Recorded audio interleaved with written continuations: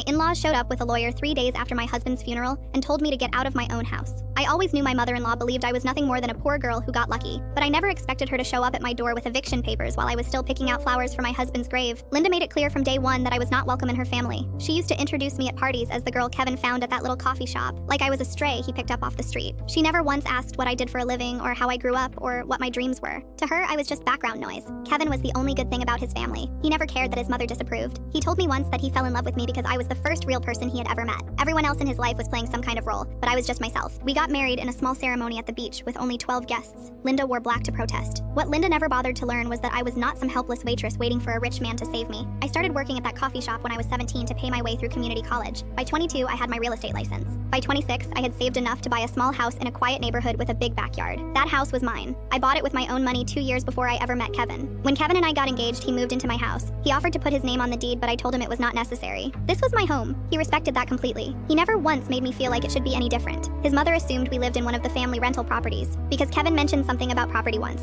and she never listened closely enough to understand. Then Kevin got sick. Lung cancer that spreads fast. 9 months of treatments and hospital visits and sleepless nights. Linda visited 3 times during his illness. Each visit, she spent more time inspecting my kitchen than sitting with her dying son. She told me once that I should start thinking about my next steps because I probably could not afford this neighborhood on my own. I did not correct her. Kevin passed away on a Tuesday morning in March. I held his hand until the end. His parents arrived at the hospital 40 minutes after he was gone because Linda had a hair appointment she could not cancel. 3 days after the funeral, Linda and her husband George showed up at my front door with a man in a gray suit carrying a briefcase. Linda walked right past me into the living room like she already owned the place. She told me they were giving me 10 days to gather my personal belongings and vacate the property. The man in the suit explained that as Kevin's parents and sole surviving family members, they were entitled to reclaim family assets, including the residence. Linda said I should be grateful they were giving me 10 days instead of calling the sheriff immediately. George nodded along and added that they would generously allow me to keep the furniture in the guest bedroom since it looked too cheap to bother moving. Linda laughed at that. I let them finish talking. Then I asked Linda one simple question. I asked her whose name she thought was on the deed to this house. She looked at me like I was stupid and said obviously Kevin's name was on the deed because this was a family property. I walked over to my filing cabinet, pulled out my original deed from 9 years ago, and handed it to the lawyer. His face changed immediately. He reviewed the document and quietly informed Linda that the property was purchased and registered solely under my name 2 years before my marriage to Kevin. He said there was no family claim and no legal basis for any of the paperwork he had prepared. Linda's face went from confident to confused to furious in about 8 seconds.